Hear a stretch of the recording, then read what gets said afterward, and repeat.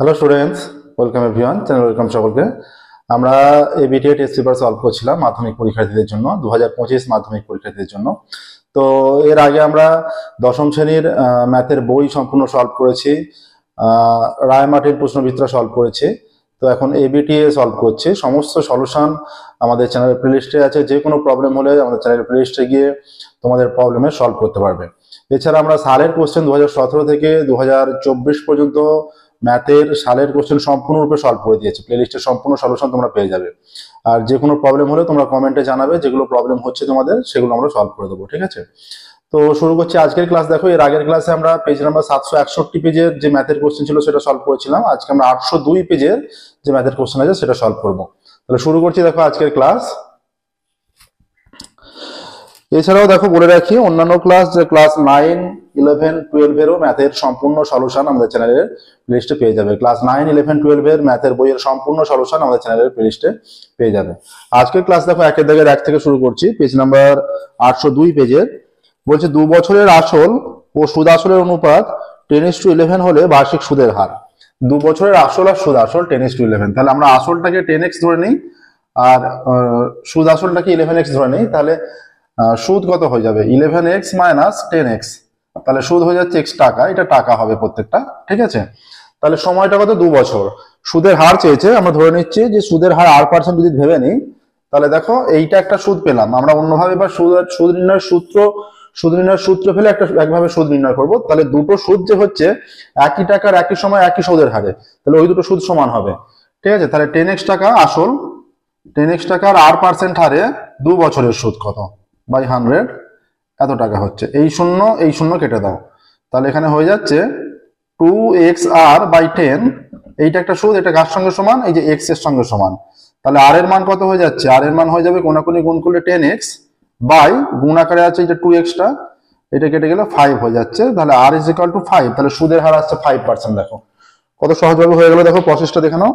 সুদের হার 5%। সুদ আসলে যে কোনো অঙ্ক তোমরা এই প্রসেস অবলম্বন করলে খুব সহজে করে ফেলতে পারবে, ঠিক আছে? তাহলে সুদের হার আসছে 5%। এটা কোন অপশনে আছে? দেখো এটা আছে 5% অপশন বি তে। তাহলে একের দাগের অপশন বি 5%, ঠিক আছে? একের দাগের 5% অপশন বি। দুইয়ের দাগেরটা দেখো, দুইয়ের দাগের বলছে ax² প্লাস b = 0 সমীকরণের বীজদ্বয় বাস্তব। ax² প্লাস b = 0 সমীকরণের বীজদ্বয় বাস্তব হলে বলছে বীজদ্বয় বাস্তব, অসমান ও বিপরীত চিহ্নযুক্ত হওয়ার শর্ত। বাস্তব, অসমান এবং বিপরীত চিহ্নযুক্ত হতে হবে। তাহলে ax² প্লাস b = 0 সমীকরণের বীজদ্বয় বাস্তব আর অসমানের কন্ডিশন আমরা জানি। বাস্তব আর অসমান b² - 4ac। তাহলে এখানে b এর মানটা কি? ax² প্লাস এটা 0 × x প্লাস b। তাহলে b² মানে এটা 0² মাইনাস 4ac a b, ঠিক আছে? এইটা > 0 হলে বীজদ্বয় বাস্তব আর অসমান হয়। এটা > 0 হলে বীজদ্বয় বাস্তব আর অসমান হয়, ঠিক আছে? তার মানে এইটা > 0 মানে কি? এইটা > 0 মানে এখানে হয়ে যাচ্ছে -4ab > 0। তার মানে শুধুমাত্র ab টা <0 হয়ে যায়, ঠিক আছে?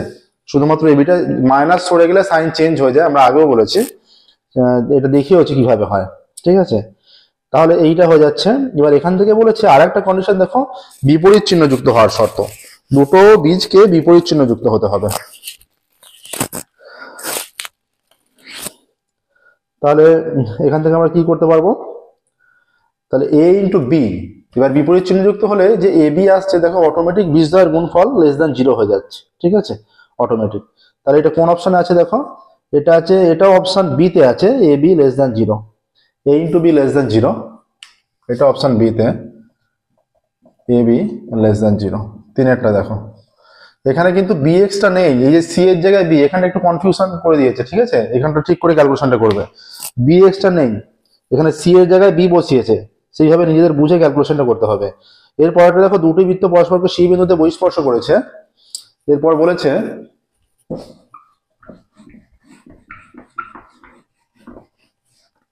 দুটি বৃত্ত পরস্পরকে c বিন্দুতে বহিঃস্পর্শ করেছে।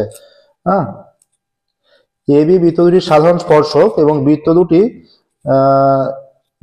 বৃত্ত দুটিকে ও বি বিন্দুতে স্পর্শ করে।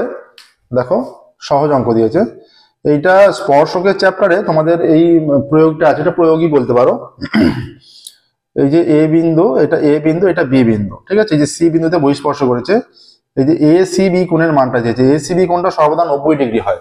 এ সি বি কোণটা খেয়াল রাখবে, তোমাদের এটা বইয়ে আছে, স্পর্শকের চ্যাপ্টারে বইয়ে করে দেওয়া আছে, ঠিক আছে। এ সি বি কোণটার মান সর্বদা 90 ডিগ্রি হয়। অপশন ডি 90 ডিগ্রি উত্তর হবে। Option D 90 degree.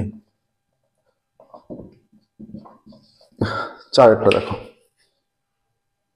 Sec theta 1 tan theta কোন ত্রিভুজের বাহুগুলির দৈর্ঘ্য সূচিত করলে ত্রিভুজের বৃহত্তম কোণের মান কত হবে। দেখো সেক থিটা 1 ট্যান থিটা, খুব ভালো অঙ্ক দিয়েছে যে সেক থিটা 1 ট্যান থিটা কোন ত্রিভুজের 3টে বাহু সূচিত করলে কি হবে। আমরা দেখতে পাচ্ছি, দেখো এই যে সেক স্কোয়ার থিটা মানে এই একটা বাহু square plus 1 square equal to tan square theta হয়। তো 1 স্কোয়ার মানে 1, সেক স্কোয়ার থিটা না এইটা নয়, sec square theta equal to এই যে 1 স্কোয়ার প্লাস এইটা, তাহলে অতিভুজ স্কোয়ার ইকুয়াল টু লম্ব স্কোয়ার প্লাস ভূমি স্কোয়ার, এরকম আমরা বলতে পারি, ঠিক আছে। Sec square theta equal to 1 plus tan square theta হয়, ঠিক আছে। তাহলে অতিভুজ স্কোয়ার ইকুয়াল টু লম্ব স্কোয়ার প্লাস ভূমি স্কোয়ার, তার মানে এই যে এইটা হয়ে যাচ্ছে সেক থিটাতে অতিভুজ, সেক থিটা সমন্বিত যে বাহুটা সেটা অতিভুজ, তাহলে এর বিপরীত কোণটা 90 ডিগ্রি হয়ে যাচ্ছে। তাহলে কি বলেছে এখানে, বলেছে যে ত্রিভুজের বাহুগুলির দৈর্ঘ্য সূচিত করলে ত্রিভুজের বৃহত্তম কোণের মান যেহেতু একটা কোণ 90 ডিগ্রি হয়ে যাচ্ছে, এইটা যেহেতু এইটা অতিভুজ হয়ে যাচ্ছে, বিপরীত কোণটা 90 ডিগ্রি হয়ে যাবে, তাহলে বৃহত্তম কোণের মান 90 ডিগ্রি। কোন অপশনে আছে দেখো, বৃহত্তম কোণের মান 90 ডিগ্রি, অপশন এ তে আছে। অপশন এ হবে 90 ডিগ্রি। 5 আর 6 দেখো,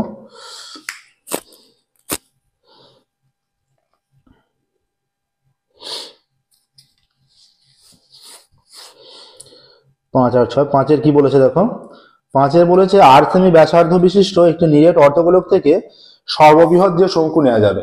8 সেমি ব্যাসার্ধ বিশিষ্ট নিরেট অর্ধগোলক থেকে, দেখো এইটা মনে করো অর্ধগোলক যার ব্যাসার্ধ 8 সেমি, ঠিক আছে।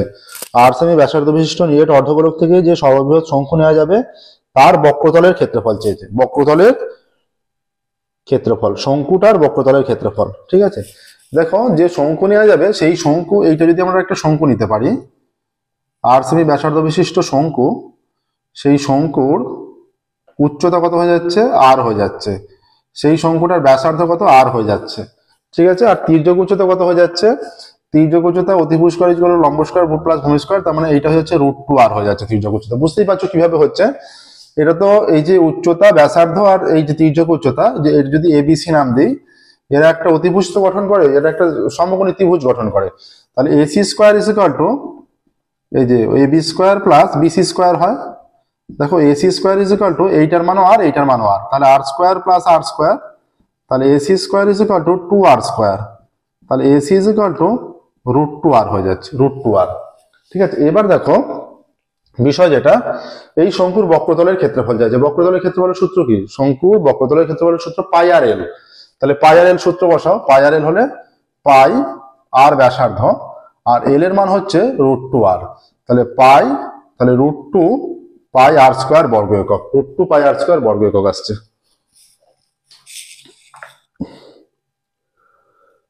তাহলে দেখো √2 পাই আর স্কয়ার বর্গ, এখানে সেমি দেয়া আছে, তাই √2 পাই আর স্কয়ার বর্গ সেমি হবে, ঠিক আছে।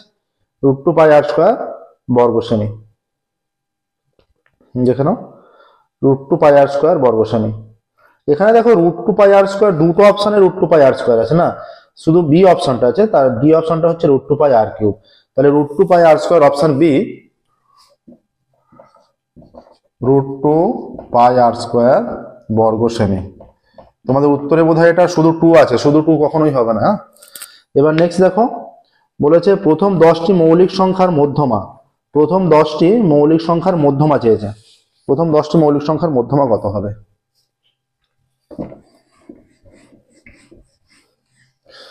10টি মৌলিক সংখ্যার মধ্যমা 2 থেকে শুরু হবে। এই যে 2, 3, 2, 3, 5, 7, 11 হবে। 2, 3, 5, 7, 11, 9 হবে না, 13, 15 হবে না, 17 হবে, 19 হবে, 23 হবে, 1 2 3 4 5 6 7 8 9, 23 25 7 29 হবে। এদের এক মধ্যমা কত হচ্ছে 1 2 3 4, 1 2 3 4 সাজানো আছে, তাহলে এই দুটো সমষ্টি by 2, 11 plus 13 by 2 is equal to 24 by 2, 12 এসে যাচ্ছে। দেখো অ্যান্সারটা দেখো 12 আসছে। কোন অপশানে আছে দেখো 12?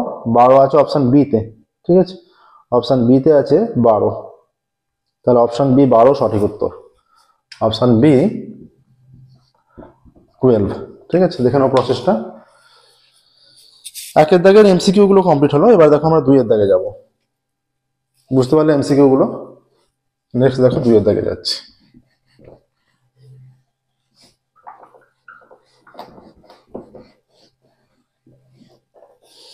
দুইয়ের দাগের কি বলছে দেখো,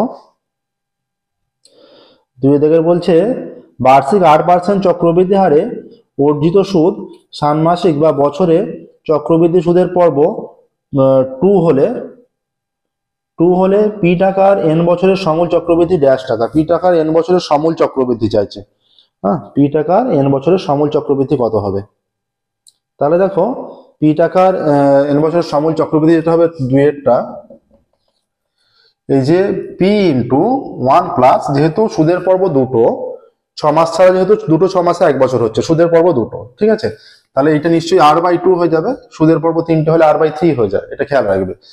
বাই 100 এইটা, ঠিক আছে। এবার দুটো পর্ব মিলে যেহেতু এটা হচ্ছে, তাহলে এখানে 2 হবে, হ্যাঁ 2 দিয়ে গুণ হবে, আর যত বছর n বছরের বলেছে, তাই তো, 2 ইন্টু n এত টাকা হবে। ঠিক আছে, কিসে চেয়েছে এটা? কোন এককে চেয়েছে? এখানে চেয়েছে যে সমূল চক্রবৃদ্ধি এত টাকা, তাহলে এইটাই হবে পি ইন্টু, এটা সিম্পলিফাই করলে এত টাকা হচ্ছে পি ইন্টু 1 প্লাস r/200, তারপরে 2n এত টাকা। তাহলে এখানে শূন্যস্থানে হয়ে যাচ্ছে পি ইন্টু 1 প্লাস r/200, তারপরে 2n। টাকাটা আছে বোধহয়, টাকাটা লিখতে হবে না কারণ টাকাটা দেয়া আছে। এবার দেখো √3 - 2 এর অনুবন্ধীকরণী হলো ড্যাশ। √3 - 2 এর অনুবন্ধীকরণী কত হবে? যে রুট দিয়ে যে মানটা আছে তার আগে সাইনটা চেঞ্জ হবে। √3 - 2 এর অনুবন্ধীকরণী -√3 - 2, ঠিক আছে, √3 - 2 এর অনুবন্ধীকরণী -√3 - 2।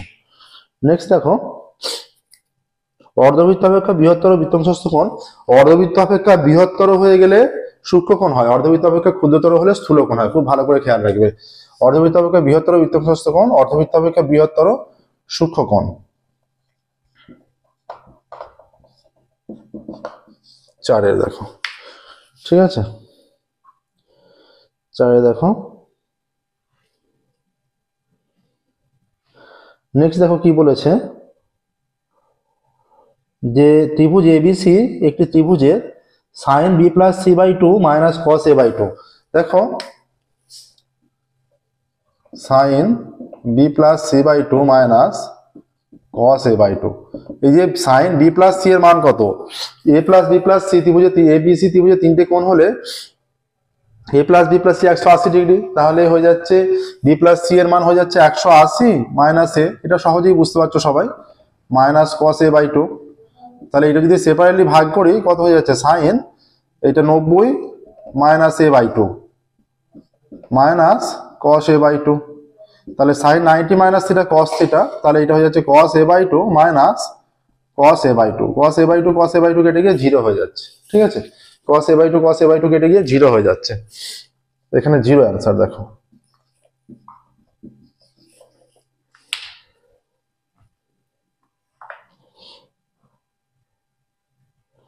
দুই মুখ খোলা ফাঁপা লম্ববৃত্তাকার চোঙের বাইরের ব্যাসার্ধ r একক, ভিতরের ব্যাসার্ধ r একক, উচ্চতা h একক হলে চোঙের সমগ্রতলের ক্ষেত্রফল চেয়েছে। চোঙের সমগ্রতলের ক্ষেত্রফল এখান থেকে সহজেই নির্ণয় করা যাবে, ঠিক আছে। দুই মুখ খোলা, তাহলে চোঙের সমগ্রতলের ক্ষেত্রফল কত হবে? দেখো এই যে প্রথমত কি হবে, এই যে πr সমগ্রতলের ক্ষেত্রফলের এটা আমরা যেটা পেয়ে যাই যে 2πr, ঠিক আছে। দুই মুখ খোলা এর ক্ষেত্রে যখন সমগ্রতলের ক্ষেত্রফল চায়, এটা 2πr আমরা সূত্র ফেলবো যে মানে একদিকের মানটা যখন আসে লম্ব বৃত্তাকার চোঙের যখন আমরা একদিকের মানটা পাবো, ঠিক আছে, মানে দু প্রান্তের যে মানটা পাবো, ঠিক আছে, দুই প্রান্তের আমরা 2πr অবশ্যই সূত্র ফেলবো। তাহলে 2πr এর পর 2πr এর পর এখান থেকে সিম্পলিফাই করে বাকি মানটা নির্ণয় হবে আমাদের। দেখো এখান থেকে লম্ব বৃত্তাকার চোঙ দুমুখ খোলা লম্ব বৃত্তাকার চোঙের ক্ষেত্রে, তাই তো সমতলের ক্ষেত্রফল যখন চাইবে আমরা কি করব,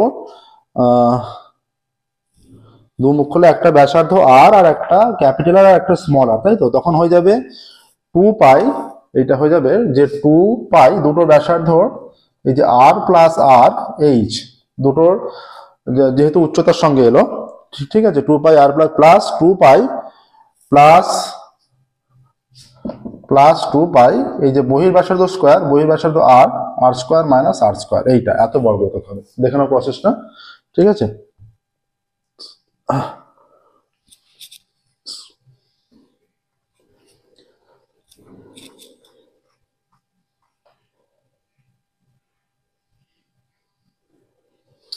টু পাই আর প্লাস আর এইচ দুমুখ খোলা লম্ব বৃত্তাকার চোঙ, তাই তো, দুমুখ খোলা লম্ব বৃত্তাকার চোঙের উচ্চতা এইচ বলে দিয়েছে, উচ্চতা এইচ, আর বহির্ব্যাসার্ধ বলা আছে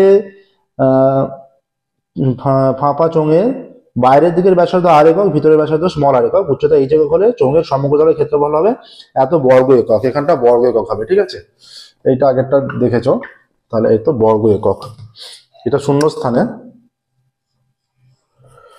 এত বর্গ একক। দেখে নাও প্রসেসটা, 2π এদের যোগফল এইচ প্লাস 2π আর স্কোয়ার মাইনাস আর স্কোয়ার বর্গ একক। নেক্সট দেখো যেটা বলা আছে লাস্ট, যেটা x1 x2 xn এর গড় x বার হলে x1 প্লাস এ প্রত্যেকটার সঙ্গে এ যোগ আছে। দেখো এই যে x1 x2 এদের গড় plus dot dot dot plus xn by n এদের গড় x বার, এইটা বলা আছে। তাহলে প্রত্যেকটার সঙ্গে যখন এ যোগ হবে তাহলে x1 plus a, x2 plus a plus dot dot dot plus xn plus a, এইটা হলো এইটা বাই n। তার মানে শুধু আমরা x1 x2 x3 করে xn পর্যন্ত সেপারেট করে নেই, তাহলে x1 x2 dot dot dot plus xn পর্যন্ত নিলাম, প্লাস এ এ এ কটা n থাকবে, 1 এর সঙ্গে 2 এর সঙ্গে এইভাবে 3 এর সঙ্গে তার মানে 3টে, 4 এর সঙ্গে হলে 4টে, n এর সঙ্গে মানে n টাই, তাহলে হয়ে যাচ্ছে n a বাই n, তাহলে হয়ে যাচ্ছে x1 plus x2 plus plus xn by n plus na by n, n কেটে গেল, এইটার মান কত, এইটার মান এখান থেকে x বার হয়ে যাচ্ছে x বার প্লাস a, ঠিক আছে, দেখো x বার প্লাস a হয়ে যাচ্ছে, গড় হয়ে যাচ্ছে x বার প্লাস a। প্রসেসটা দেখে নাও,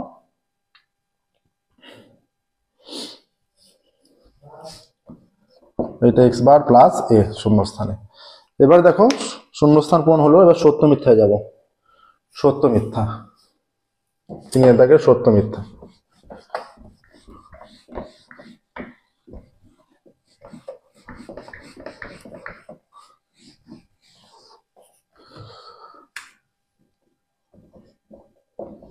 তিনের দাগের একেরটা, তিনের দাগের একের কি বলেছে, যে একটি দ্রব্যের বর্তমান মূল্য 100 টাকা, দ্রব্যটির মূল্য প্রতি বছর 10% বৃদ্ধি পায়, 2 বছর পর মূল্য 120 টাকা। দেখো 10% যখন বৃদ্ধি পায়, প্রথম বছরে 100 টাকায় 10 টাকা বাড়বে, তাহলে প্রথম বছর পর মূল্য 110 টাকা স্বাভাবিক।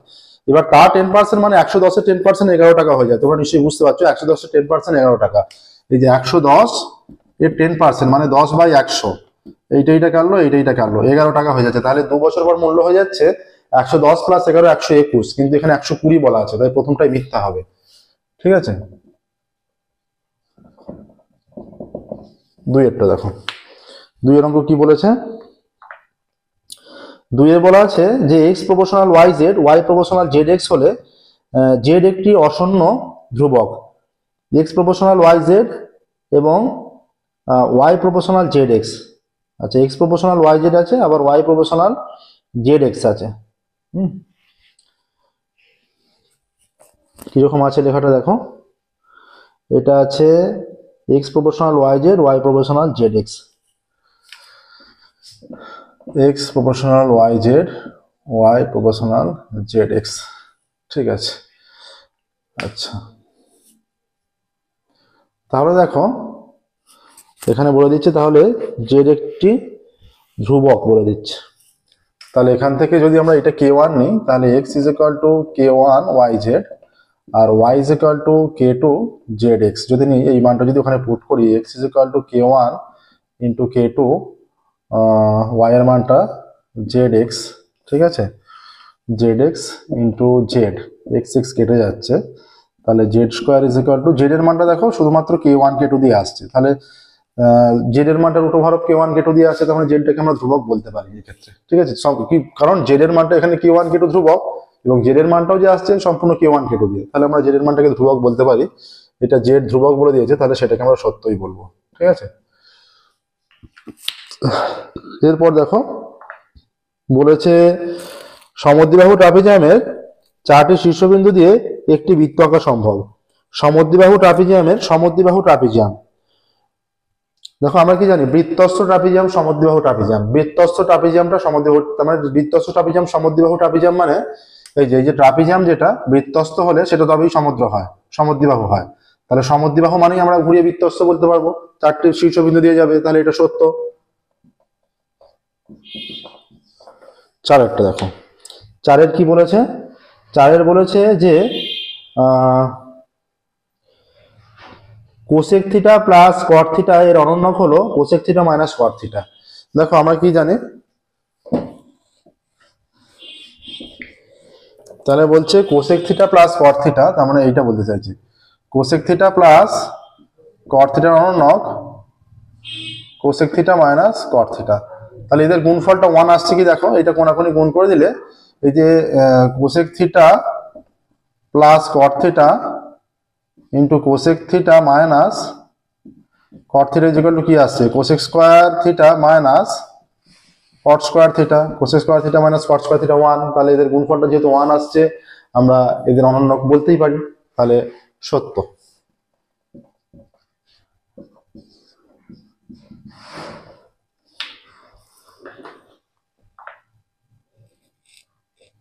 এবার দেখো একটি লম্ববৃত্তাকার শঙ্কুর পার্শ্বতলের ক্ষেত্রফল ভূমির ক্ষেত্রফলের √5 গুণ। লম্ববৃত্তাকার শঙ্কুর ভূমির ক্ষেত্রফল পার্শ্বতলের ক্ষেত্রফল আমরা ব্যাসার্ধ আর উচ্চতা এই তির্যক উচ্চতা যদি এল মনে করি, তাহলে পার্শ্বতলের ক্ষেত্রফলটা হচ্ছে পাই আর এল, ভূমির ক্ষেত্রফল √5 আর পাই আর স্কোয়ার, পাই আর তুলে দিলে এল ইজ ইকুয়াল টু √5 আর, এটা আমরা অনেক পেজে 2 নম্বরের কোশ্চেনে করেছি, এটা এখানে 1 নম্বরের কোশ্চেনে দিয়েছে, উভয় দিকে স্কোয়ার করলে l square is equal to 5 r square হয়ে যাচ্ছে।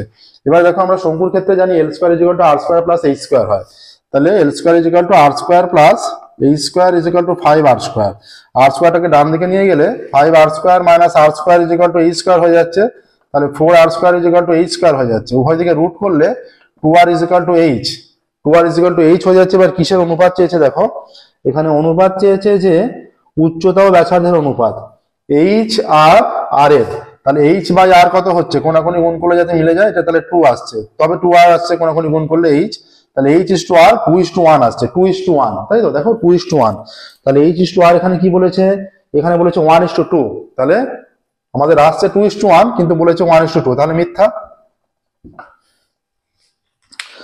এবার দেখো 5 3 2 7 তথ্যের সংখ্যাগুলো মান, একটা তথ্য দিয়েছে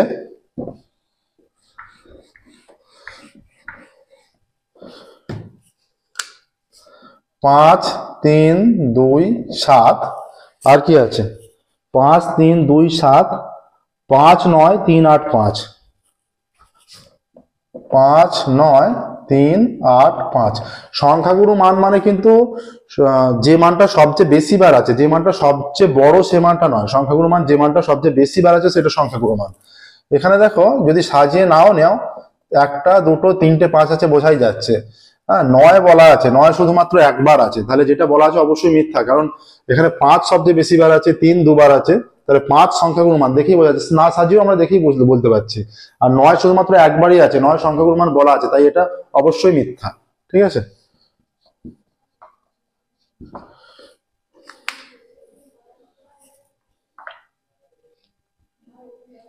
দেখে নাও প্রসেসগুলো। এবার দেখো আমরা নম্বরের কোশ্চেনে যাব, 4 দাগের।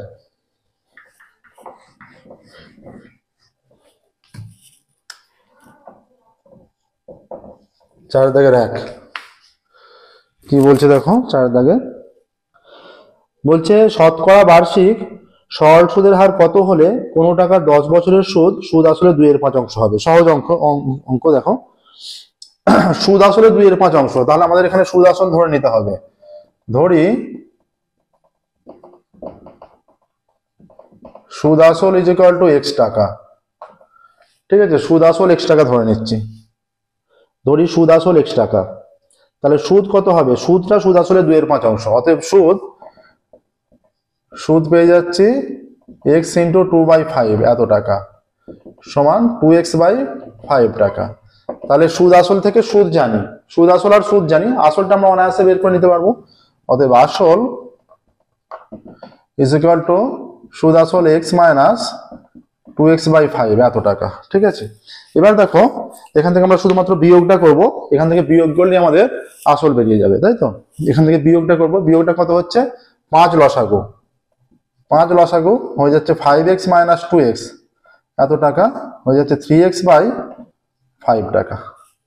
এইটা হয়ে গেল আমাদের আসল, তাই তো, আসল হয়ে যাচ্ছে 3x/5 টাকা। তাহলে দেখো আসল 3x/5 চেয়েছে, সময় 10 বছর বলেছে, বার্ষিক সুদের হার কত হলে, ধরি সুদের হার r%, ধরি সুদের her is equal two r%, প্রদত্ত আছে, প্রদত্ত সময় ইজ ইকুয়াল টু 10 বছর, অতএব r% সুদের হারে আসল কোনটা 3x/5, 3x/5 টাকা 10 বছরের সুদ, 10 বছরের সুদ কত হবে PRT/100, এখানে P মানে হচ্ছে 3x/5, R মানে এটা R, T মানে 10/100 এত টাকা, 0 0 কেটে গেল, ঠিক আছে। তাহলে এখানে কি হয়ে যাচ্ছে, এখানে 3x/5টা নিচে হয়ে যাবে, 3x ইন্টু R ইন্টু 10 এত টাকা, এইটা আসছে। তাহলে এটা হয়ে গেলে এটা কি আসছে ইজ ইকুয়াল টু 3xr/5 × 10 = 50 এত টাকা। তাহলে এইটা আমরা সুদ নির্ণয়ের সূত্র ফেলে সুদটা নির্ণয় করলাম। আবার আমাদের সুদ একটা বেরিয়েছে এইটা, তাহলে দুটো সুদ নিশ্চয়ই সমান হবে, একই টাকার একই সময় একই সুদের হারে সুদ যেহেতু। অতএব শর্তানুসারে এর নিচে যে ক্যালকুলেশনটা করবে, আমাদের এখানে জায়গা আছে তাই করছি, অতএব শর্তানুসারে কি হয়ে যাবে, সুদের হারটা চাই 8টা, তাহলে 3xr/50 is equal two 2x/5, 2x/5, তাই তো, বা r ইজ ইকুয়াল টু কত 2x/5, আর এটা ওদিকে গেলে উল্টে যাবে 50/3x, তাই তো, 50/3x, তাহলে x কেটে গেল, 5 × 10 = 50, অতএব r ইজ ইকুয়াল টু 10 × 20/3, বা r ইজ ইকুয়াল টু 6/2/3। উত্তর লিখবে সুদের হার 6/2/3%, ঠিক আছে, উত্তর লিখবে অবশ্যই সুদের হার 6/2/3%। কি চেয়েছে এখানে, যে শতকরা বার্ষিক সুদের হার কত হলে, বার্ষিক সুদের হার 6/2/3%, ঠিক আছে। দেখে নাও প্রসেসটা, এখানে তোমাদের বইয়ে 20% আছে, কিন্তু 20% উত্তর আছে, 20% উত্তরটা কিন্তু এখানে ভুল হবে, ঠিক আছে। এখানে যেটা উত্তর আমরা নির্ণয় করছি এটাই হবে, ঠিক আছে। দেখে নাও প্রসেসটা, আসল আমাদের এইটা বেরিয়েছে, সময় 10 বছর বলে দিয়েছে, ঠিক আছে, সময় 10 বছর বলে দিয়েছে, তাহলে সুদ আসলে এত অংশ, দেখে নাও এটা সুদটা নির্ণয় করেছি আর সুদ আসল ধরে নিয়েছি, তাহলে এখান থেকে আসল অনায়াসে বেরিয়ে যাবে, সুদের হার 8%, সময় 10 বছর, 8% হারে এত টাকা 10 বছরের সুদ নির্ণয় করেছি, তাহলে 3xr/50 হয়ে যাচ্ছে, ঠিক আছে। এইটাই সুদের সঙ্গে সমান হবে, 3xr/50টা সমান হচ্ছে 10 × 20, এখানে একটা 3 আছে, 3টা থেকে যাবে, ঠিক আছে, 3টা থেকে যাবে, 3টা যেহেতু আসল, তাহলে সুদের হার, বার্ষিক সুদের হার, অতএব বার্ষিক সুদের হার 6/2/3%, ঠিক আছে। নেক্সট দেখো 2 দাগের অঙ্কে যাব।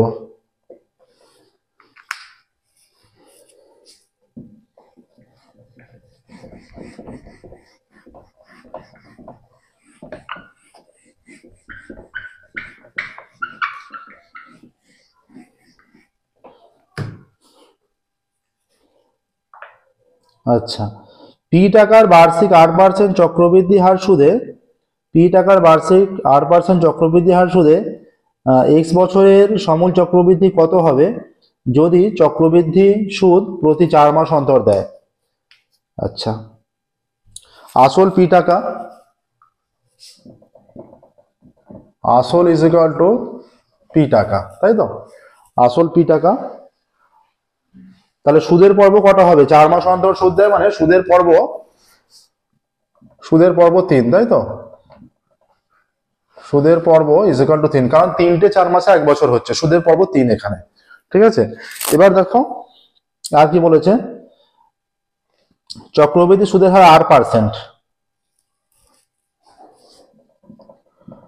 চক্রবৃদ্ধি সুদের হার ইজ ইকুয়াল টু 8%, তাই তো? অতএব পি টাকার তাহলে এক্স বছরের সমূল চক্রবৃদ্ধি, পি টাকার এক্স বছরের সমূল চক্রবৃদ্ধি কত হবে? অতএব পি টাকার এক্স বছরের সমূল চক্রবৃদ্ধি, শুধুমাত্র সূত্র ফেলে দেওয়া। দেখো পি টাকার এক্স বছরের সমূল চক্রবৃদ্ধি চেয়েছে, এখানে কিছুই করণীয় নয়, মানে অন্য কিছু শর্তও দেয়নি, শুধুমাত্র সূত্র ফেললেই আমাদের হয়ে যাবে।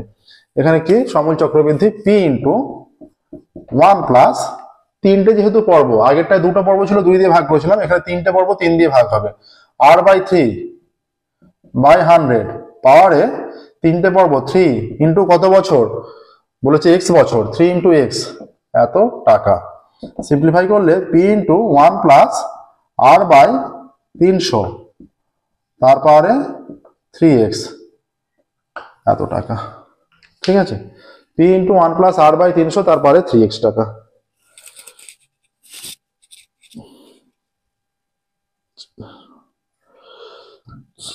নেক্সট দেখো 2-এরটা হয়ে গেল, এর মধ্যে কিছুই দেয়নি, একদম সহজ অঙ্ক দিয়েছে। 3-এর, যেহেতু সুদের পর্ব 3 দিয়ে ভাগ হলো, আর সুদের পর্ব 3 তার 3 দিয়ে গুণ, এটা হচ্ছে সূত্র চক্রবৃদ্ধি সুদের যখন পর্ব 2, 3 বলে দেয়, ঠিক আছে? এটা যদি 2 হতো, 2 দিয়ে ভাগ হতো, 2টা গুণ হতো। যদি বলতো 3 মাস ছাড়া, তাহলে 4টে পর্ব হতো, 4টে 3 মাসে 1 বছর হয়, 4টে 3 মাসে 1 বছর হয়, এখানে 4 দিয়ে ভাগ, 4 দিয়ে গুণ এখানে, ঠিক আছে? আর যদি মাস বলা থাকে, সেই যে এত মাসের সুদ বা এত বছর এত মাস, সেটাকে বছরে ঘুরিয়ে নিতে হয়।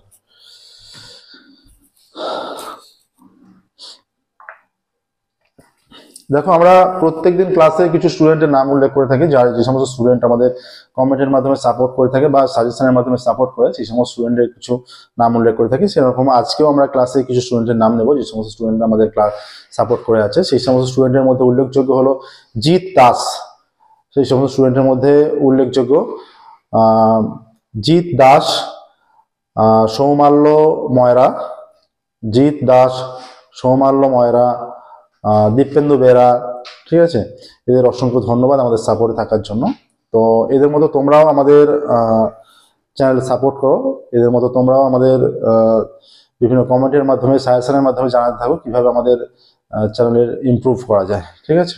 তো পরবর্তীকালে আমরা তোমাদেরও নাম নেব, জিৎ দাস, সৌমাল্য ময়রা, খগেশ কোলে, হ্যাঁ, এই সমস্ত স্টুডেন্ট। তো ফিরছি ক্লাসে। দেখো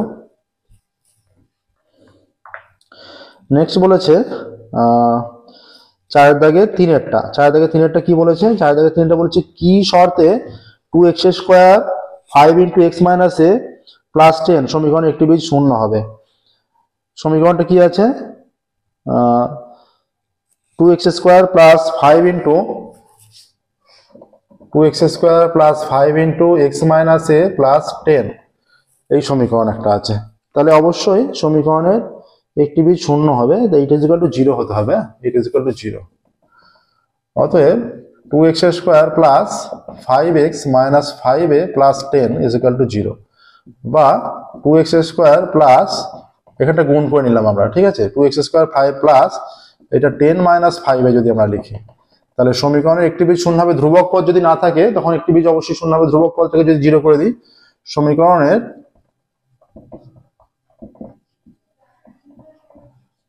একটি বীজ শূন্য হবে যদি 10 minus 5a is equal two 0 হয়।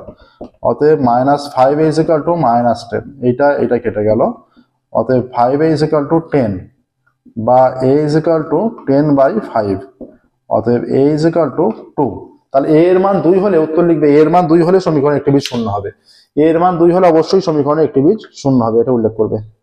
ঠিক আছে, দেখে নাও প্রসেসটা। এর মান 2 হলে আমরা দেখিয়েও দিচ্ছি কিভাবে হচ্ছে। এর মান 2 হলে এটা 10 10 0 হয়ে যাচ্ছে, এই পার্টটা থাকছে না, তাহলে হয়ে যাচ্ছে 2x square plus 5x is equal two 0। এখান থেকে x কমন গেলে 2x plus 5 is equal two 0। তাহলে একটা বীজ x ইজ ইকুয়াল টু 0 হচ্ছে, আর অন্যটা এটা 0, মানে অন্যটা হয়ে যাচ্ছে -5/2। এই দুটো বীজ হয়ে যায়, এটাকে 0 করলে -5/2 আসবে, এই দুটো বীজ হয়ে যাচ্ছে। তার মানে একটা বীজ 0 অনায়াসে আমরা দেখতে পাচ্ছি। ঠিক আছে, তাহলে উত্তরটা লিখবে a ইজ ইকুয়াল টু 2 হলে অবশ্যই উত্তর লিখবে a ইজ ইকুয়াল টু 2 হলে সমীকরণে একটি বীজ শূন্য হবে। প্রত্যেকটা অঙ্কের উত্তর অবশ্যই লিখবে a ইজ ইকুয়াল টু 2 হলে সমীকরণের একটি বীজ শূন্য হবে। নেক্সট দেখো 4 দাগেরটা।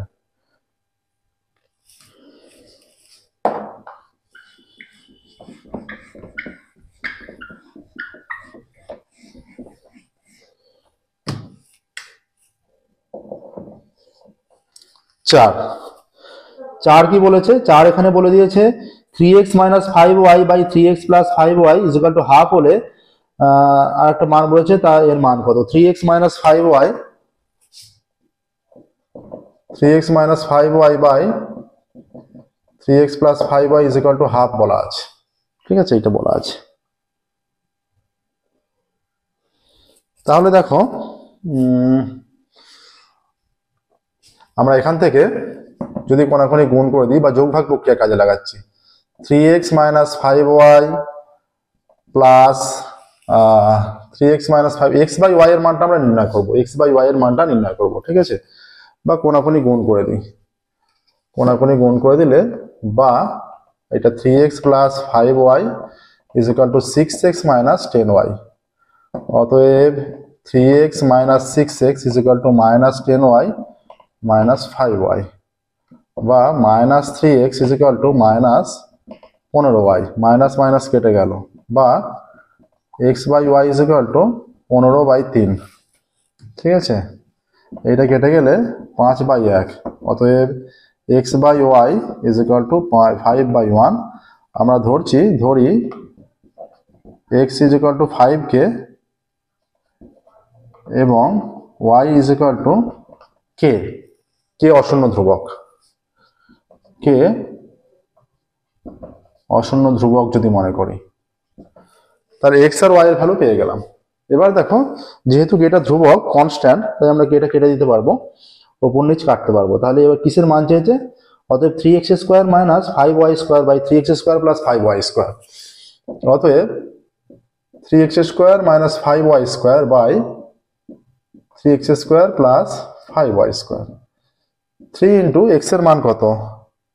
তাহলে x স্কোয়ার হলে এটা 25, 5 কে তার স্কোয়ার হয়ে যাবে, মাইনাস 5 y এর মান হচ্ছে কে স্কোয়ার, y স্কোয়ারের মান। এটা 3 ইন্টু 5 কে তার স্কোয়ার মাইনাস 5 ইন্টু y এর মান k square is equal to 3 into 5 5 25 k square minus 5 k square. এটা 3 into 5 5 25 k square minus 5 k square. এটা আছে 3 25 75 k square minus 5 k square. 3 25 75 k square, দুটোই মাইনাস হয়ে গেছে, নিচেরটা প্লাস ছিল, প্লাস এটা স্কোয়ার প্লাস 5 কে স্কোয়ার। তাহলে রেজাল্ট আসছে এটা 70 কে স্কোয়ার বাই এটা আসছে 80 কে স্কোয়ার। এটা কে স্কোয়ার কেটে গেল, তাহলে 7/8 আসছে। ঠিক আছে, তাহলে আনসার লিখবে 3x square minus 5y square by 3x square plus 5y square মান 7/8। দেখে নাও প্রসেসটা, 7/8 অ্যান্সার হবে। ঠিক আছে,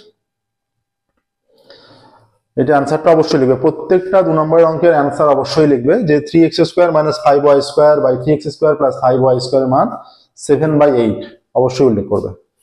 নেক্সট দেখো, এটা হয়ে গেল আমাদের 4 দাগের। 5 দাগে যাচ্ছি।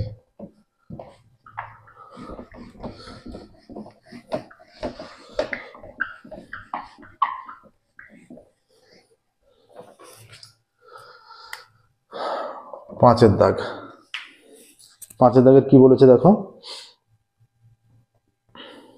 5 দাগে বলে দিয়েছে যে tan 2θ ট্যান টু থিটা 1 হলে থিটার মান কত? এটা ট্যান টু থিটা, দুটোই কি টু থিটা হবে?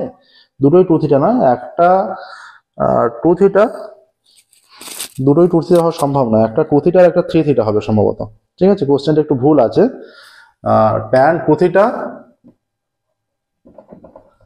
ইন্টু ট্যান থ্রি থিটা হবে, হ্যাঁ এইটা হবে 1। ঠিক আছে, বা tan three theta is equal to tan two থিটাটাকে ডান দিকে নিয়ে গেলে ওটা একের দিকে গুণ আকারে থাকলে ডান দিকে গেলে ভাগ আকারে হয়ে যায়। ঠিক আছে, গুণ আকারে থাকলে অন্যদিকে গেলে ভাগ সমান, অন্যদিকে গেলে ভাগ আকারে হয়ে যায়, এটা খেয়াল রাখবে খুব ভালো করে। তাহলে বা এখানে বলা উচিত ছিল যে থ্রি থিটা ধনাত্মক সূক্ষ্মকোণ, এটা বলে দিলে আরো ভালো হতো। 1/tan is equal to cot 2 theta, বা tan three theta is equal to cot মানে tan 90 মাইনাস 2 থিটা।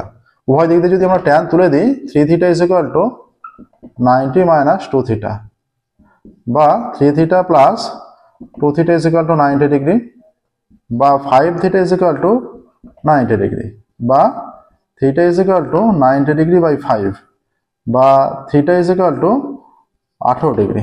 কি চেয়েছে দেখো, এবার এখানে কি চেয়েছে দেখা যাক। চেয়েছে থিটার মান কত, উত্তর লিখবে থিটার মান 18 ডিগ্রি। সহজেই এসে গেল, দেখো থিটার মান 18 ডিগ্রি। কোশ্চেনটা কিন্তু একটু ভুল দেওয়া ছিল, দুটোই টু থিটা, দুটোই টু থিটা হবে না, একটা থ্রি থিটা। ঠিক আছে, দুটোই টু থিটা হবে না, একটা থ্রি থিটা হবে। ঠিক আছে, নেক্সট দেখো, এটা 5-এর হলো, 6 থেকে যাচ্ছি আমরা।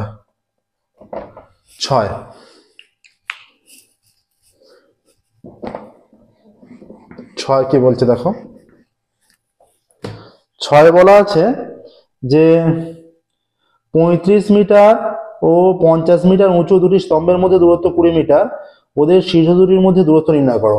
35 মিটার আর 50 মিটার দুটি স্তম্ভ, এইটা 35 আর এটা 50 মনে করো, দুটি স্তম্ভ। ঠিক আছে, এদের মধ্যে দূরত্ব কত বলা আছে? এই শীর্ষ দুটোর মধ্যে দূরত্ব চেয়েছে। এটা মনে করো এ বি, এটা মনে করো সিডি, আর এটা মনে করো ই। ঠিক আছে, এইটা 35 মিটার আর এটা পুরোটা হচ্ছে 50 মিটার। এইটা পুরোটা 50 হলে এটা 50, এটা 15 হয়ে যাচ্ছে, 50 থেকে 35 বিয়োগ করলে 15 হয়ে যাচ্ছে। ঠিক আছে, ওপরটা। আচ্ছা, এদের মধ্যে দূরত্ব কত?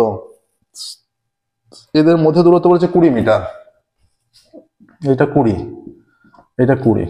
ঠিক আছে, দুটি স্তম্ভ বলে দিয়েছে, এটা এদের মধ্যে দূরত্ব 20 মিটার বলে দিয়েছে। ঠিক আছে, এবার দেখো এদের ধরা যাক এ বি স্তম্ভের উচ্চতা সমান 35 মিটার এবং সিডি স্তম্ভের উচ্চতা ইজ ইকুয়াল টু 50 মিটার। ঠিক আছে, এ বি স্তম্ভের উচ্চতা 35 মিটার আর সিডি স্তম্ভের উচ্চতা 50 মিটার। ঠিক আছে, এবার দেখো এদের মধ্যে দূরত্ব, এদের মধ্যের দূরত্ব ইজ ইকুয়াল টু 20 মিটার। এখান থেকে অতএব এ বি সমান 35 মিটার লিখবে, সিডি সমান 50 মিটার লিখলে, আচ্ছা বিডি সমান এই সমান 20 মিটার উল্লেখ করলে। ঠিক আছে, এবার দেখো অতএব সি সমান হয়ে যাচ্ছে সিডি মাইনাস ডিই, 50 মিটার এইটা পুরোটা, সেখান থেকে এইটা হচ্ছে 35 মিটার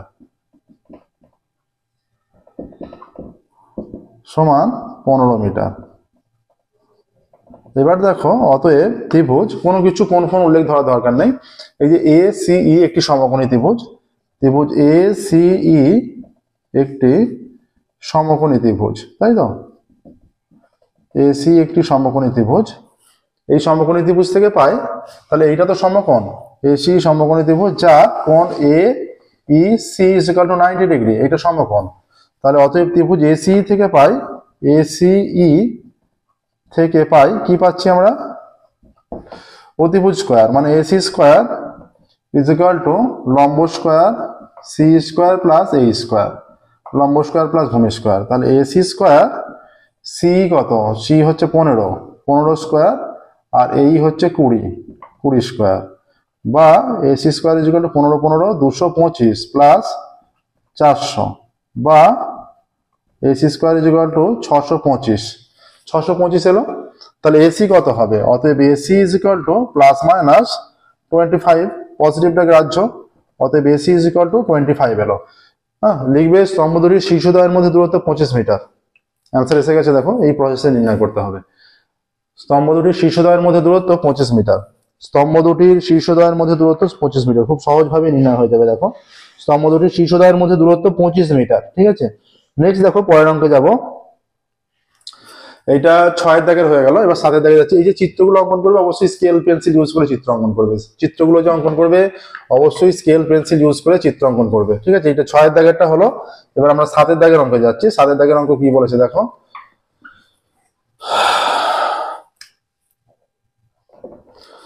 7 দাগে বলে দিয়েছে এখানে, 7 দাগের বলা আছে 7 7 21 ডেসিমি দৈর্ঘ্যের ব্যাস বিশিষ্ট একটি নিরেট গোলক জলে সম্পূর্ণ নিমজ্জিত করলে কত লিটার জল অপসারিত করবে তা নির্ণয় করি।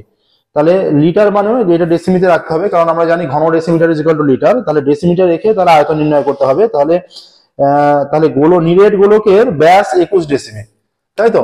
তাহলে আয়তন নির্ণয় করতে হবে। গোলকের আয়তনের সমান আয়তন বিশিষ্ট জল অপসারিত করবে, গোলকের আয়তনের সমান আয়তন বিশিষ্ট জল অপসারিত করবে। তাহলে গোলকের আয়তন নির্ণয় করতে হবে। নিরেট গোলকের ব্যাস, তাহলে এখানে হয়ে যাচ্ছে নিরেট গোলকের ব্যাস, তাই তো। নিরেট গোলকের ব্যাস কত? নিরেট গোলকের ব্যাস কত হবে? নিরেট গোলকের ব্যাস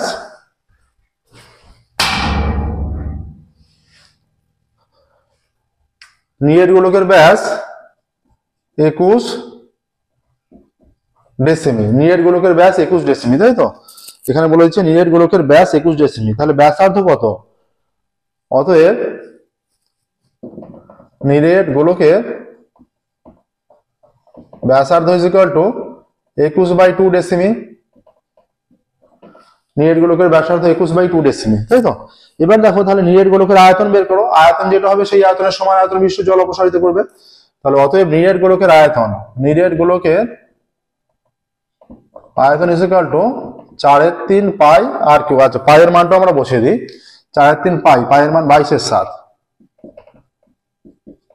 আর কিউব, মানে এটা 3 বার 21/2 21/2 21/2 এত ঘন ডেসিমি, তাই তো। কেটে দিলে 2 দুগুণে 4 আর একটা 2, এই দুইটার সঙ্গে কেটে গেল। আচ্ছা, 7 3 7 21 3 3 কেটে গেল, ঠিক আছে। এইটা কেটে দিলে এটা 11 হয়ে যাচ্ছে, ঠিক আছে। তাহলে 11 × 21 21 441 হয়। এত ঘন ডেসিমি মানে লিটার হয়ে যাচ্ছে। আচ্ছা, 441 কে 11 দিয়ে গুণ করলে 441 441 1 4 কে 5 8 4, এটা হয়ে যাচ্ছে 4851 আসছে। 4851 লিটার হয়ে যাচ্ছে, 4851 লিটার। তাহলে এইটা চলে আসছে গোলকের আয়তন, এইটা চলে আসছে গোলকের আয়তন, ঠিক আছে। তাহলে এই আয়তনেরই জল অপসারিত করবে। হ্যাঁ, এই আয়তনেরই জল অপসারিত করবে। দেখানো প্রসেসটা।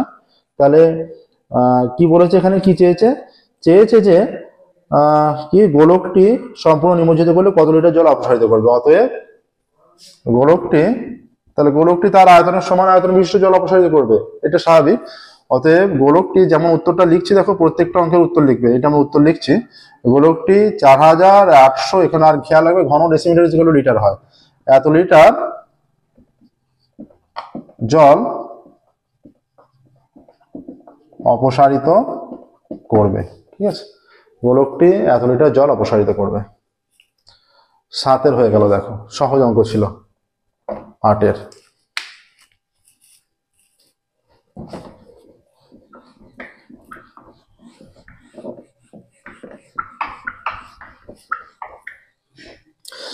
এই যে অঙ্কটা হয়ে গেল, তার চিত্রটা যদি আমরা আঁকছি, দেখো এইরকম একটা পাত্র, তো এতে মনে করো জল ফিল আপ পুরোটা ভর্তি আছে, মাথায় মাথায় মনে করো ভর্তি আছে।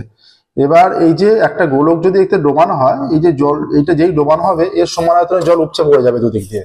তাহলে যতটাই এর আয়তন সেইটাই জলটা অপসারিত হবে, ঠিক আছে। বিষয়টা হচ্ছে এরকম।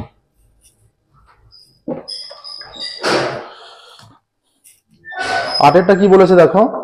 আটেরটা বলেছে যে 8 অঙ্ক, একটি ত্রিভুজের ভূমির দৈর্ঘ্য বলে দেওয়া আছে এবং ভূমি সংলগ্ন কোণ বলে দেওয়া আছে। ত্রিভুজটির উচ্চতা কত? ত্রিভুজের ভূমির দৈর্ঘ্য বলা আছে, ভূমি সংলগ্ন কোণ বলা আছে। দেখো একটা ত্রিভুজ,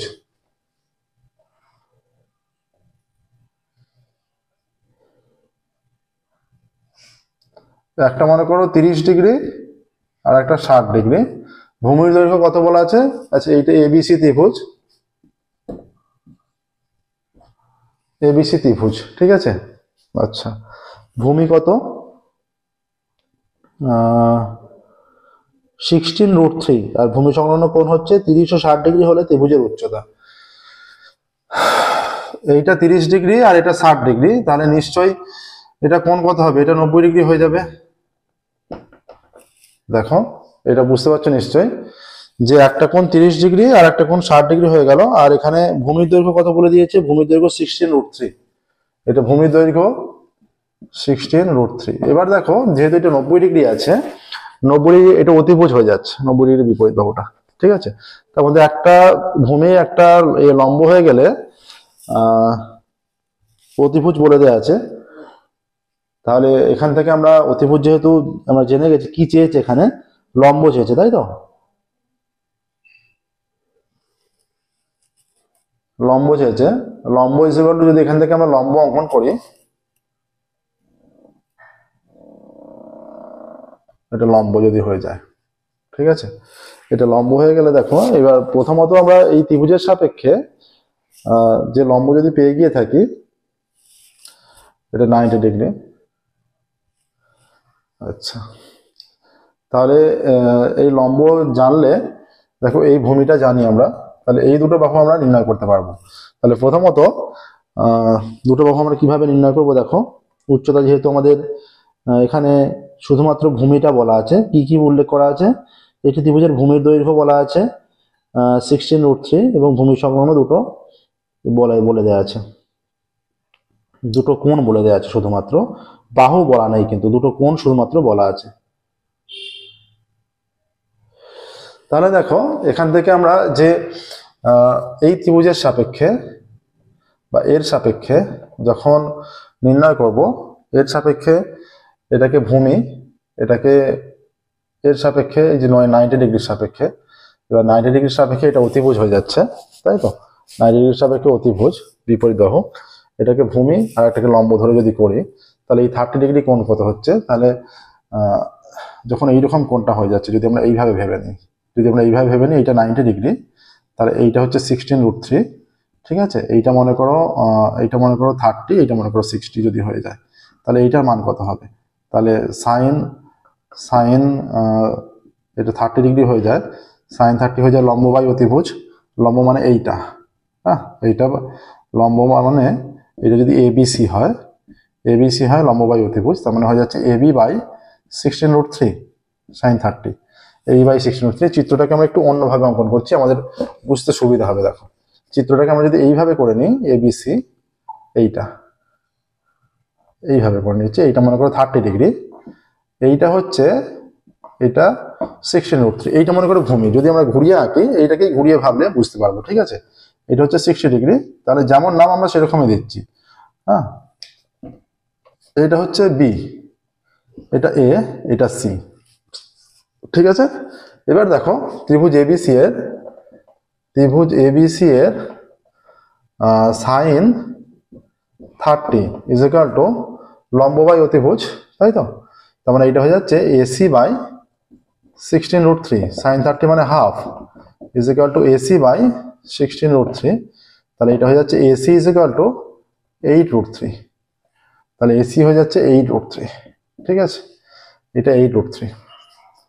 তাহলে আচ্ছা, আর সাইন নয়, cos 30 ইজ ইকুয়াল টু কত? ভূমি বাই অতিভুজ, মানে এবি বাই 16√3।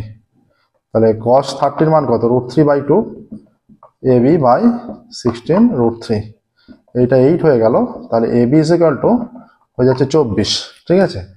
অতএব দুটো বাহু পেয়ে গেলাম। অতএব এসি বাহু দৈর্ঘ্য, 8√3 সেমি, আর এবি বাহু ইজ ইকুয়াল টু 24 সেমি, ঠিক আছে, এসি বাহু 8√3 সেমি আর এবি বাহু 24 সেমি, এই দুটো পেয়ে গেলাম। সেমি এককে আছে নিশ্চয়ই, সেমি এককে আছে। এবার কি চেয়েছে এখানে, লম্বটা চেয়েছে। আমরা এটা ভেবে নিচ্ছি যে এইরকম লম্ব অঙ্কন করা হয়েছে, তাহলে এবি বাহু হয়ে গেছে আমাদের কাছে 24 আর এসি বাহু হয়ে গেছে 8√3। এবার দেখো অতিভুজ স্কয়ার ইকুয়াল লম্ব স্কয়ার প্লাস ভূমি স্কয়ার আমি যদি কাজে লাগাই সেটা স্যাটিসফাই করে যাবে কিন্তু, ঠিক আছে। অতিভুজ স্কয়ার ইকুয়াল লম্ব স্কয়ার প্লাস ভূমি স্কয়ার এটা স্যাটিসফাই করে যাওয়া উচিত। এটা 16√3। আচ্ছা এখানে দেখো cos 30 মান কত, cos 30 ভূমি বাই অতিভুজ, cos 30 ভূমি বাই অতিভুজ, তাই তো, ভূমি বাই অতিভুজ 16√3।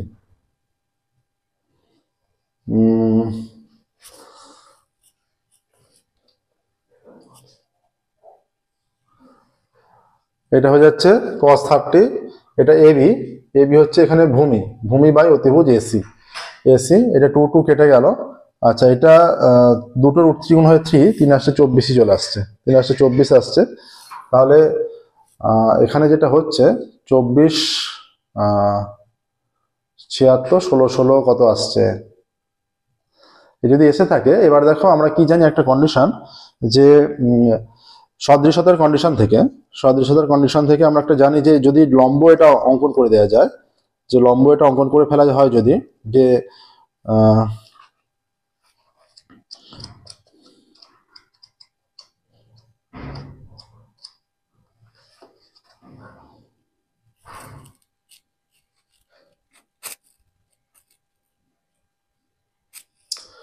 তাহলে এটা যদি লম্ব হয় তাহলে এই দুর্ভাষের ত্রিভুজও সদৃশ হয় আর মূল ত্রিভুজের সঙ্গেও সদৃশ হয়। তাহলে আমরা ত্রিভুজ এবিসি আর ত্রিভুজ, যে কোনো ত্রিভুজ এবিসি বা দুটো ত্রিভুজ ধরেও করতে পারি, যে ত্রিভুজ এ বি সি ও ত্রিভুজ এ বি, এখানটা যদি ডি নাম দিই, এখানটা ডি, এ বি ডি সদৃশ।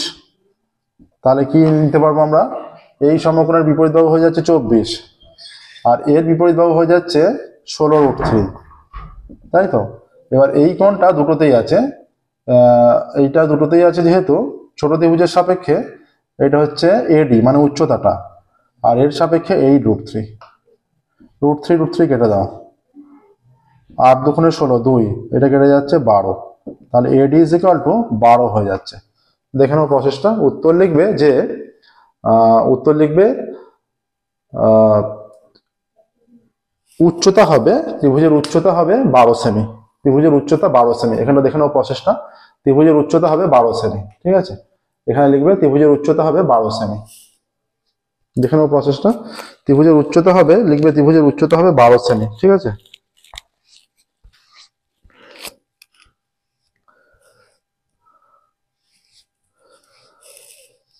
এখানে হয়ে যাচ্ছে 24 24 576 64 64 ইন্টু 3, 3 4 12 2 হাতে 1, 3 6 1 19, 6 2 8, 9 7 16 6 হাতে 1, হাতে 1 5 6 6 7। আচ্ছা 16 16 256 ইন্টু 3, 3 6 18 8 হাতে 1, 3 5 15 16 6 হাতে 1, 3 6 7। দেখো অতিভুজ স্কয়ার যেগুলো লম্ব স্কয়ার প্লাস ভূমি স্কয়ার স্যাটিসফাই করে যাচ্ছে। ঠিক এইভাবেই ক্যালকুলেশনটা করতে হবে, শুধুমাত্র একটু লেখালেখিটা বেশি করবে, আমাদের এইটা অঙ্কটা লেখালেখিটা কম হয়েছে, ঠিক আছে। ধরে নেবে এবিসি একটি ত্রিভুজ যার এই কোণটা 30 ডিগ্রি, বা ছবিটা আমরা এইভাবে দুভাবে করেছি যাতে বুঝতে তোমাদের সুবিধা হয়, শুধুমাত্র এইটা করলেও হবে। হ্যাঁ, এই অঙ্কটা কিন্তু খুব ভালো অঙ্ক দিয়েছে, ঠিক আছে। এই অঙ্কটা কিন্তু খুব ভালো অঙ্ক দিয়েছে, অঙ্কটা ভালো করে প্র্যাকটিস করে রাখবে, ঠিক আছে। দেখে নাও প্রসেসটা। নেক্সট দেখো 8 দাগের হয়ে গেল, 9 দাগের অঙ্ক যাবো। উত্তর লিখবে এডি, এডিটা উচ্চতা, এডি উচ্চতা 12 সেমি, ঠিক আছে। অবশ্যই উত্তরটা লিখবে। 9 দাগের অঙ্কে যাচ্ছি, দেখো।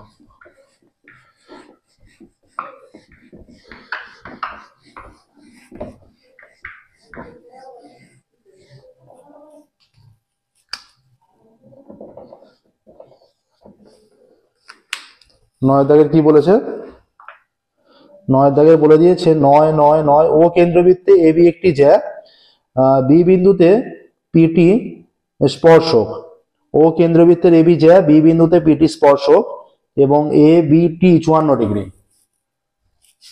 ও কেন্দ্রবৃত্তের এবি জ্যা, বি বিন্দুতে পিটি স্পর্শক আমরা অঙ্কন করছি বড় করে, এ বি, ও কেন্দ্রবৃত্ত, ঠিক আছে। এবার কি বলেছে,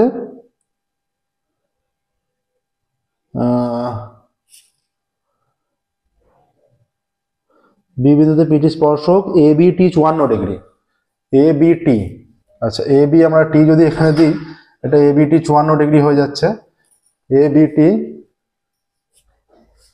এ বি টি 54 ডিগ্রি। এবার তবে এ ও বি এর মান কত, এ ও বি এর মান কত, এটা পিটি, তাহলে এইটা হয়ে যাচ্ছে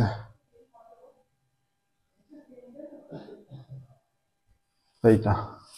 এবার দেখো বৃত্তের ব্যাসার্ধ স্পর্শক সমান হয়, সহজ অঙ্ক দিয়েছে, তাহলে এইটা 54 হলে এই যে এইটা পুরোটা 90 ডিগ্রি, তো এইটা পুরোটা 90 ডিগ্রি, তাহলে এইটা 54 হলে 90 মাইনাস 54 কত হয়, 90 মাইনাস 54 36, তাহলে এইটা 36 হলে এই ত্রিভুজের এই দুটো কোণ সমান হবে 36 36 72, তাহলে এইটা হয়ে যাচ্ছে স্বাভাবিকভাবে 180 মাইনাস 72 কত হচ্ছে, এটা হয়ে যাচ্ছে স্বাভাবিকভাবে 180 মাইনাস 72 হয়ে যাচ্ছে 108, দেখো 180 মাইনাস 72 হয়ে যাচ্ছে 108 ডিগ্রি, 108 ডিগ্রি তোমাদের অ্যান্সার হবে এটা, ঠিক আছে, 108 ডিগ্রি তোমাদের অ্যান্সার হবে। এটা কিভাবে করবে দেখো, আমরা লিখে লিখে করছি।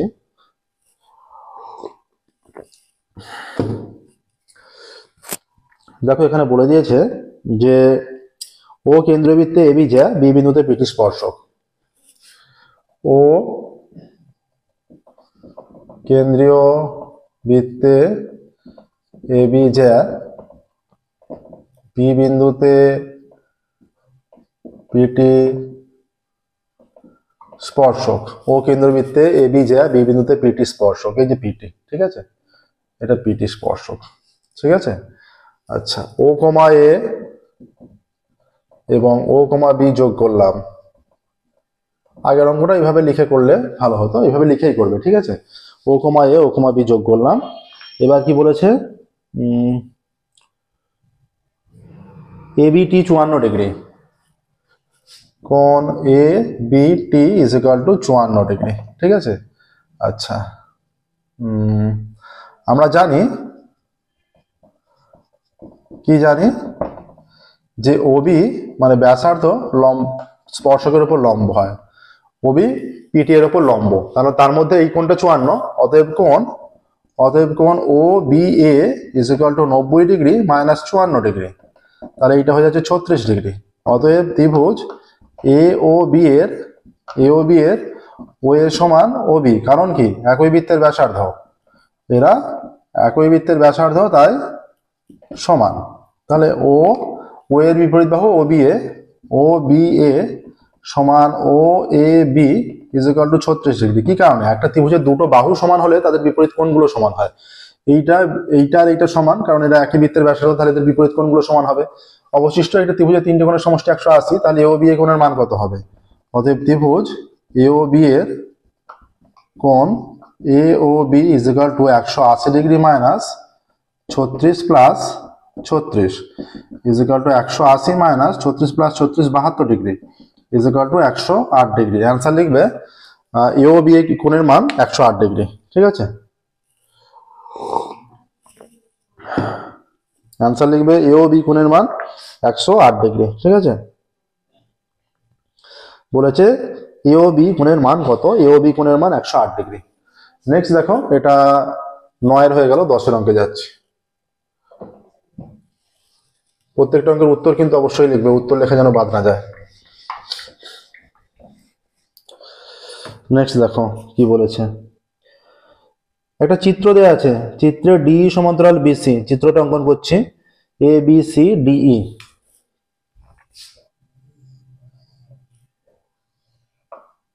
এ বি সি ডিই এটা দেওয়া আছে, ঠিক আছে। আচ্ছা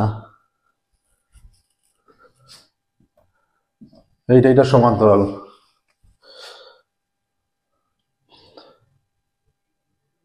চিত্রে ডি সমান্তরাল বিসি, ত্রিভুজ এ বি সি এর ডিই সমান্তরাল বিসি, ঠিক আছে, ডিই সমান্তরাল বিসি। আর কি বলেছে, আর AD is to DB, AD is to BD 3:5, কি বলেছে, AD is to BD, AD is to BD is equal to 3:5। আচ্ছা, বিডিটা বেশি তাই তো, বিডি আনুপাতিক মান বেশি, তাই বিডিটাই এখানে বড় হওয়া উচিত ছিল। আর একটু ছবিটা ঠিকঠাক করে করলে ভালো হতো। হলে ত্রিভুজ এডি এর ক্ষেত্রফল ইজ টু ত্রিভুজ সিডি এর ক্ষেত্রফল। তাহলে ত্রিভুজ এডি এর ক্ষেত্রফল ইজ টু সিডি এর ক্ষেত্রফল, এইটা চেয়েছে। ঠিক আছে, এখানে যদি একটা লম্ব হয়ে যায়, কোনোভাবে একটা লম্ব আমাদের অঙ্কন করতে হবে, যেটা লম্ব উভয় ক্ষেত্রেই হবে। ঠিক আছে, আচ্ছা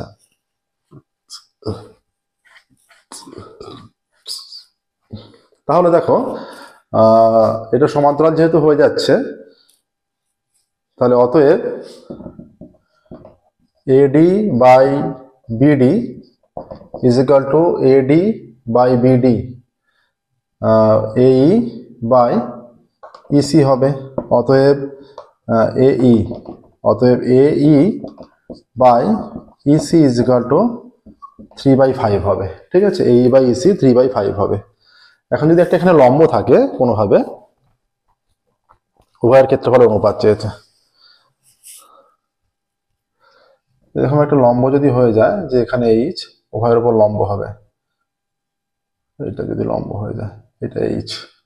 ঠিক আছে, তাহলে উভয়ের উপর একটি লম্ব এইচ হলে, তাহলে যদি ডি বিন্দু থেকে এসি এর উপর লম্বের দৈর্ঘ্য এইচ একক, ডি বিন্দু থেকে ডিটা কিন্তু দেখো এই যে এডিই আর সিডিই উভয়েরই শীর্ষবিন্দু, কিন্তু ডিটা কিন্তু উভয়েরই শীর্ষবিন্দু। ঠিক আছে, ডিটা উভয়েরই শীর্ষবিন্দু।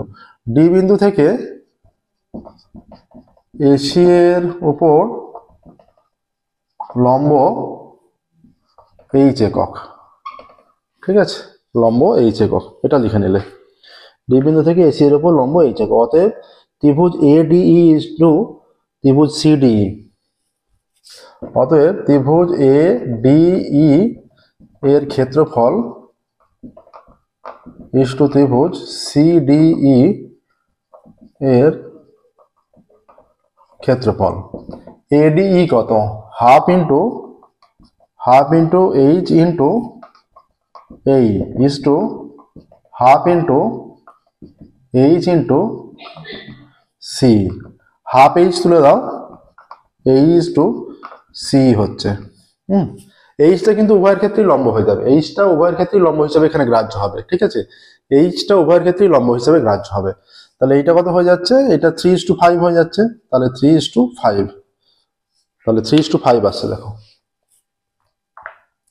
3:5 চলে আসছে আনসার।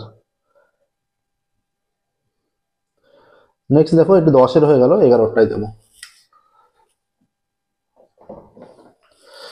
দেখে নাও প্রসেসটা।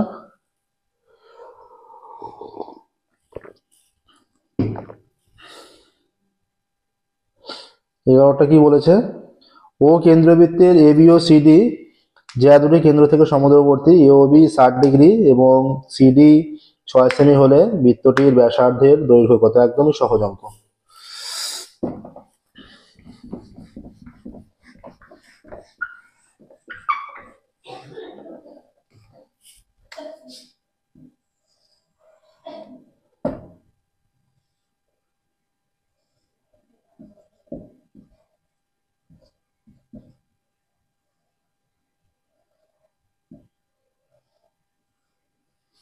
ও কেন্দ্রবৃত্তের এ বি ও সিডি দুটি সমান যা,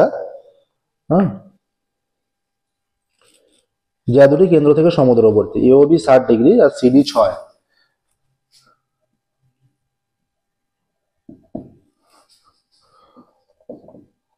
ও কেন্দ্রবৃত্তে এ বি ও সিডি যা দুটি কেন্দ্র থেকে সমদূরবর্তী, তাই তো? ও কেন্দ্রবৃত্তে এ বি ও সিডি যা দুটি কেন্দ্র থেকে সমদূরবর্তী, তাহলে দুটো সমান যা কেন্দ্র থেকে সমদূরবর্তী হয়, খেয়াল রাখতে হবে। ঠিক আছে, অতএব এ বি সমান সিডি সমান 6 সেমি এবং তারা কেন্দ্রে সমান কোণ উৎপন্ন করে, তাহলে এইটাও 6 হয়ে যাচ্ছে। ঠিক আছে, অতএব ত্রিভুজ এ ও বি এর কোণ এ ও বি সমান 60 ডিগ্রি। অতএব এটা ও নাম করো আগে, ও, অতএব ও এ সমান ও বি, কারণ এটা একই বৃত্তের ব্যাসার্ধ, একই বৃত্তের ব্যাসার্ধ, ঠিক আছে, একই বৃত্তের ব্যাসার্ধ ও এ সমান ও বি। তাহলে ও এর বিপরীত কোণ ও বি এ সমান এইটা আর এইটা সমান, ঠিক আছে, ও এর বিপরীত কোণ ও বি কোণটা, আর ও বি এর বিপরীত কোণ এ কোণটা, O A B is equal to 60 degree হয়ে যাচ্ছে, ঠিক আছে, দুটো কোণ 60 ডিগ্রি করে হয়ে গেল, ঠিক আছে। এবার দেখো, যেহেতু 60 ডিগ্রি করে হয়ে গেল, তাহলে এটাকে আমরা এইটা সমান এইটা হচ্ছে, আচ্ছা এই 60 ডিগ্রি এখনই দেখাতে পাচ্ছি না, অতএব এবার এই কোণটা 60 ডিগ্রি, যে দুটো সমষ্টিগত, অতএব ও A B plus O B A সমান 180 মাইনাস 60 ডিগ্রি সমান 120 ডিগ্রি। এবার যেহেতু দুটো সমান, অতএব ও এ বি সমান ও বি এ সমান 120 ডিগ্রি বাই 2 সমান 60 ডিগ্রি। অতএব ত্রিভুজ এ ও বি এর তিনটি কোণই 60 ডিগ্রি, তিনটি কোণের মান 60 ডিগ্রি। তাহলে তিনটে কোণই 60 ডিগ্রি হলে ত্রিভুজ এ ও বি সমবাহু ত্রিভুজ, সমবাহু ত্রিভুজ, তাহলে সমবাহু ত্রিভুজ হলে তিনটে বাহুই সমান হবে, তাই তো। তাহলে তিনটে বাহু যেহেতু সমান, আমরা এ বি জানি, অতএব বৃত্তের ব্যাসার্ধ, অতএব প্রতিটি বাহু, অতএব ত্রিভুজ এ ও বি এর, ত্রিভুজ এ ও বি এর প্রতিটি বাহু সমান 6 সেমি, প্রতিটি বাহু 6 সেমি, তাই তো, প্রতিটি বাহু 6 সেমি। অতএব ত্রিভুজ এ ও বি এর প্রতিটি বাহু যেহেতু 6 সেমি হয়ে যাচ্ছে, অতএব বৃত্তটির ব্যাসার্ধ 6 সেমি। অতএব বৃত্তের ব্যাসার্ধ, উত্তর লিখবে বৃত্তের ব্যাসার্ধ ইজ ইকুয়াল টু 6 সেমি, এই তো সহজ অঙ্ক, বৃত্তের ব্যাসার্ধ 6 সেমি। দেখো 11 হলো, এবার 12 অঙ্কে যাচ্ছি, দেখো 12, ঠিক আছে। নেক্সট দেখো 12, এই পেজের লাস্ট অঙ্ক।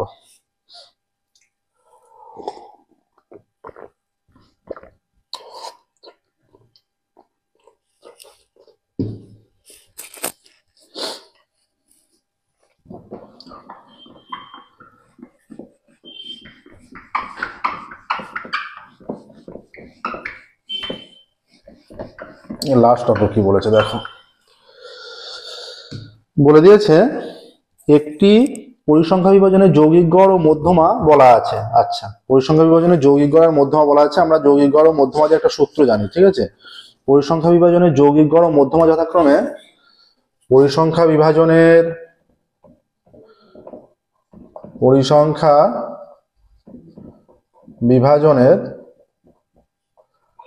যৌগিক গড় ও মধ্যমা যথাক্রমে কত কত, পরিসংখ্যা বিভাজনের যৌগিক গড় ও মধ্যমা যথাক্রমে 35 ও 33, ওই বিভাজনের সংখ্যাগুলো মান যথাক্রমে 35 ও 33, ঠিক আছে। অতএব সংখ্যাগুলো মান, একটা সূত্র আছে আমাদের, সংখ্যাগুলো মান ইজ ইকুয়াল টু 3 ইন্টু মধ্যমা মাইনাস 2 ইন্টু যৌগিক গড়।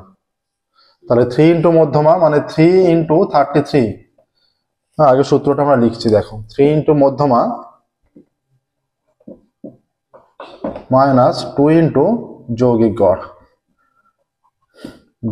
গড়, তাহলে 3 ইন্টু 33 মাইনাস 2 ইন্টু 35, এটা 99 মাইনাস 70, 29। অতএব নির্ণেয় সংখ্যাগুলো মান, উত্তর আসছে নির্ণেয় সংখ্যাগুলো মান 29। দেখে নাও, এর সাথে সাথেই আমাদের এই পেজটা কমপ্লিট হলো। দেখো এর সাথে সাথেই সহজেই এসে গেল, দেখো এর সাথে সাথেই আমাদের পেজ নাম্বার 802, তাই তো, 802 পেজের ম্যাথের কোশ্চেন কমপ্লিট হলো, যেটা 1 নম্বর এবং 2 নম্বর মিলে আমরা সলভ করছি, কমপ্লিট হলো। আমাদের ক্লাস তোমাদের ভালো লেগে থাকলে অবশ্যই ভিডিওগুলো লাইক করবে, চ্যানেল সাবস্ক্রাইব করবে এবং নোটিফিকেশন অন করবে, যাতে পরবর্তী ক্লাস পাবলিশ করার সাথে সাথে নোটিফিকেশন পৌঁছে যায় তোমাদের কাছে। আমরা এবিটিএ সলভ করছি, খুব দ্রুত আমরা পর্ষদের এবিটিও সম্পূর্ণ সলভ করব, কিছু পেজ বাকি আছে সেগুলো সম্পূর্ণ সলভ করব। ঠিক আছে, তোমরা আমাদের সাথে থাকো, সমস্ত সলিউশন পেয়ে যাবে। এবং পর্ষদও আমরা সম্পূর্ণ সলভ করব, আমাদের সাথে থাকো এবং যা যা প্রয়োজনীয় আমাদের জানাতে থাকো কমেন্টে, সেগুলো সমস্ত কিছু সলিউশন তোমরা পেয়ে যাবে। আজকের ক্লাস আমরা এখানেই স্টপ করছি, ফিরবো পরবর্তী ক্লাসে এবং এর পরের ম্যাথের যে পেজ আছে সেটা সলভ করব। Okay, thank you very much everyone.